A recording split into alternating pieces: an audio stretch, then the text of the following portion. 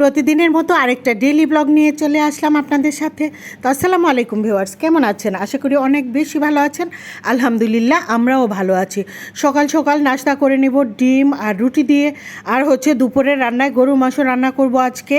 এখানে আদা রসুন বাটা, জিরা বাটা, ধনিয়া বাটা, তারপর হলুদ গুঁড়া, মরিচ গুঁড়া আর দিব গোটা গোটা গরম মশলা দিয়ে দিব আমি। এলাচ, দারুচিনি, তেজপাতা, লং, গোলমরিচ, এই গরম মশলাগুলো দিয়ে তারপর মাংসটা খুব ভালো করে কষিয়ে নেব। মাংসটা যখন খুব ভালো করে কষানো হয়ে যাবে তারপর হচ্ছে আমি গরম পানির ঝোল দিয়ে রান্না করে নেব। মাংস কষানোতে আমি কোনো পানি দিব না।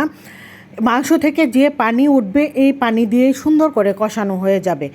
আর হচ্ছে নাস্তা খাওয়ার পর আরও রুটি রয়ে গেছে। রুটি অনেকগুলো করেছিলাম যাতে সন্ধ্যায়, যেদিন গরু মাংস রান্না করা হয়, রুটি বা পরোটা রাখি। এটা সন্ধ্যায় বাচ্চারা পছন্দ করে রুটি পরোটা দিয়ে গরু মাংস ঝোল খেতে। তাই করে রাখছি যাতে সন্ধ্যায় আবার পেড়া করে বানাতে না হয়। কাউকে দিয়ে বানালেও প্যারা, নিজে বানাইলেও প্যারা সন্ধ্যাবেলায় আবার যায় রান্নাঘরে। তো আমার এই প্যারা লাগে। আর ভিউয়ার্স কার কার এইটা কষ্ট লাগে বানাতে আমাকে জানাবেন কমেন্টসে। আর হচ্ছে এই তো গরম পানি দিয়ে ঢেকে তরকারিটা রেখে দিয়েছিলাম আমি। তারপর হচ্ছে নামানোর আগে একটু টালা জিরা গুঁড়া ছিটিয়ে দিলাম। এখন উল্টে পাল্টে ঢেকে আর 5 মিনিট রেখে নামিয়ে নেব। একটু কাঁচামরিচও দিয়েছিলাম তরকারিতে। তো কাঁচামরিচ একটুখানি দিয়ে দিলে ভালো লাগে, বেশ সুন্দর একটা স্মেল আসে।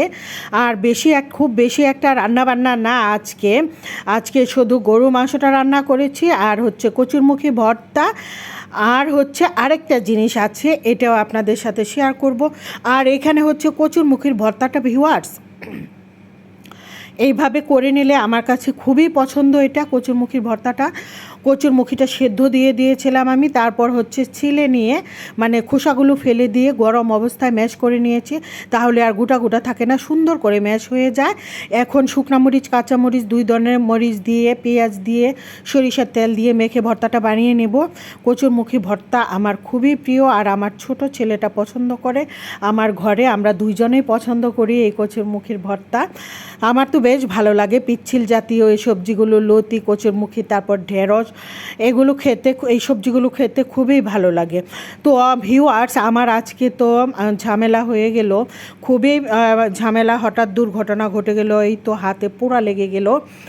তো এত যে বেশি পোড়া লাগবে এটা বুঝতে পারি নাই। তো সাথে সাথে যদি লবণ পানিতে আমি ভিজিয়ে রাখতাম তাহলে আর ফুসকা পড়তো না। আমি ভাবলাম যে এত একটা বোধহয় বেশি একটা লাগে নাই, যাই হোক লবণ পানিতে ভিজাতে হবে না। তো যাই হোক ভিজায়া রাখি নাই, যার জন্য কতক্ষণ পর ফুসকা পড়ে গেল। রান্নায় এত বেশি ভিজি আর এত বেশি মগ্ন ছিলাম যার জন্য জলাটাও বুঝতে পারি নাই। ভিডিও এ পর্যন্তই। আল্লাহ হাফিজ।